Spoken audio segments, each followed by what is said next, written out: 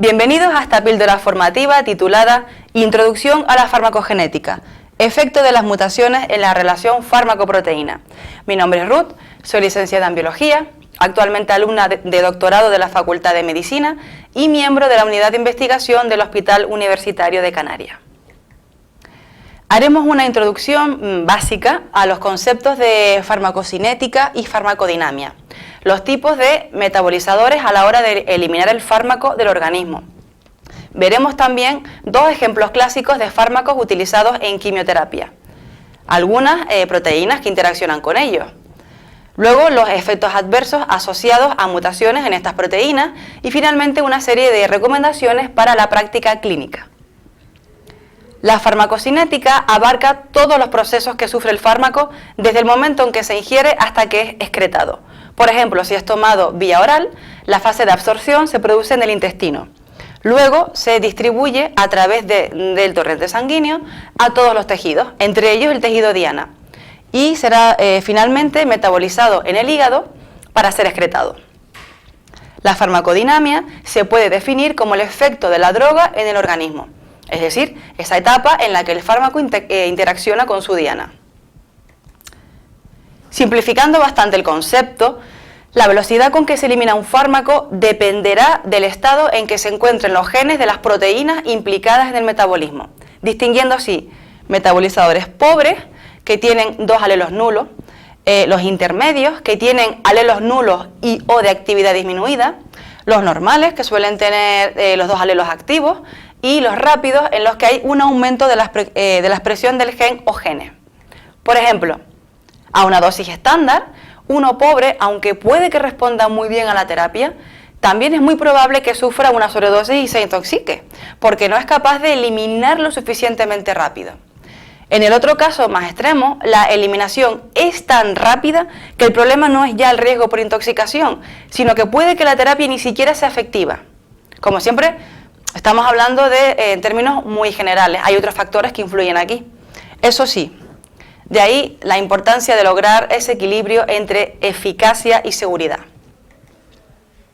El 5-fluorouracilo, abreviado 5-FU, es un antineoplásico que se puede administrar vía oral desde un profármaco que se transforma progresivamente en 5-FU en el hígado, aunque este también se puede administrar directamente vía intravenosa. Pues solo un 20% del 5-FU se activa para dar lugar a un análogo estructural del precursor de timidilato, que es el sustrato de la enzima timidilato sintetasa, para producir nucleótidos de timina.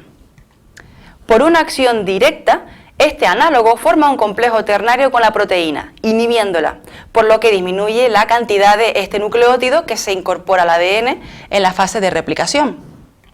También tiene una acción indirecta, que es transformarse en dos compuestos que se incorporan al ARN y ADN, dando lugar a moléculas aberrantes. El efecto conjunto de ambas vías bloquea la división celular y por tanto el crecimiento del tumor. ¿Cómo se ve alterada la expresión de la proteína TS? Se trata de una repetición en tándem de una secuencia de 28 pares de bases en la región intensificadora del gen. Como ven, el alelo salvaje contiene 2 repeticiones, 2R, y el nivel de expresión de la proteína es normal.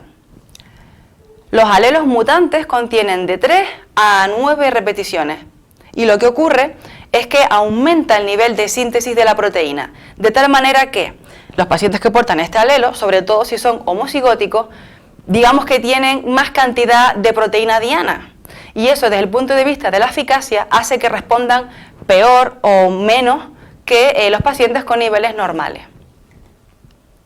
En lo referido al metabolismo del 5-FU, juega un papel importante la dihidropirimidina deshidrogenasa, de aquí en adelante DPD. A nivel hepático, más del 80% del 5-FU es inactivado por esta proteína, de tal manera que si su actividad se viera incrementada, imaginen, habría menos cantidad de fármaco disponible para actuar sobre la diana, aunque lo grave pues realmente sería que su actividad se viera disminuida. ¿Por qué? Pues porque la forma activa del 5-FU se acumula y aumentaría el riesgo de toxicidad. Una de las mutaciones que aparecen en el gen de la DPD es un SNP que cae en la frontera exón-intrón. Con esto se elimina una señal de corte, por lo que al madurar el ARN mensajero se pierde un exón completo y la proteína resultante es prácticamente afuncional. Otro fármaco muy empleado en los esquemas de quimioterapia es el irinotecan, que actúa como inhibidor específico de la topoisomerasa 1. Es activado, como ven, por acción de las carbosiasterasa ASN38, el cual es capaz de formar un complejo con el ADN y la topoisomerasa 1. Con esto, ¿qué ocurre? Impide la religación de la cadena de ADN y además bloquea el movimiento de la ADN polimerasa. En consecuencia, se produce la rotura de la doble cadena.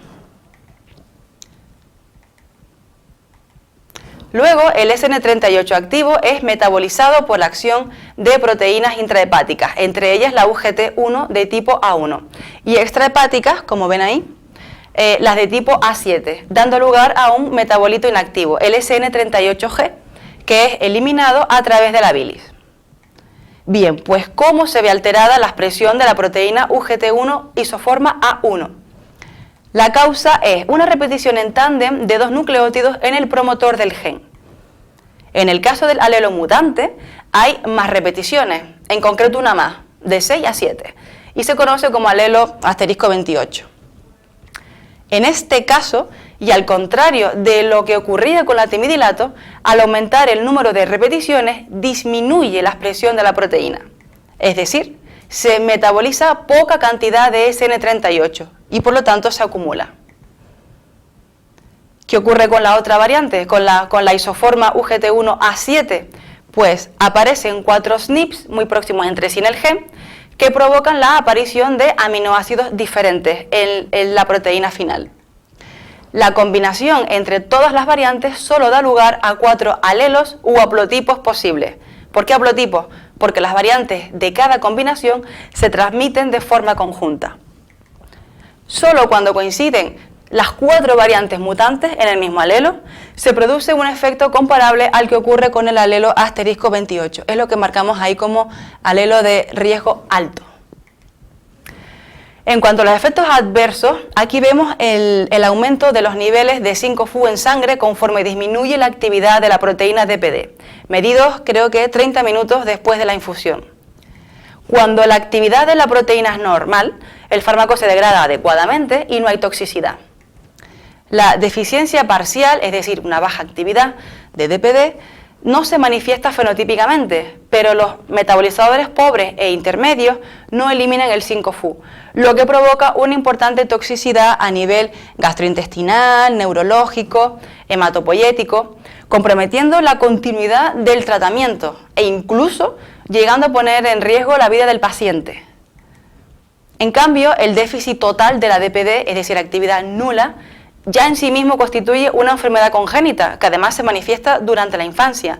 Se caracteriza sobre todo por la presencia de elevados niveles de timina y uracilo en fluidos corporales, déficit neurológico, retraso mental, convulsiones, etc. En caso de baja actividad de UGT1, la acumulación de altos niveles de SN38 puede causar diarrea severa, leucopenia, vómitos, náuseas, dolor de cabeza, entre otros. Por todo lo dicho anteriormente, la DPWG recomienda el ajuste de dosis en función de las variantes alélicas de cada paciente. Por ejemplo, la reducción de la dosis en homocigotos mutantes o directamente el empleo de un fármaco alternativo.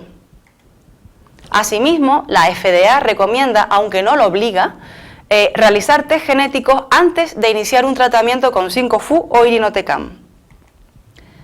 Podemos encontrar esa información en páginas como esta, que nos ofrece datos sobre la respuesta farmacológica de un conjunto muy amplio de biomarcadores. Aquí, por ejemplo, se describen los efectos de la deficiencia de la proteína DPD y el ajuste de dosis recomendada. Muchas gracias por su atención.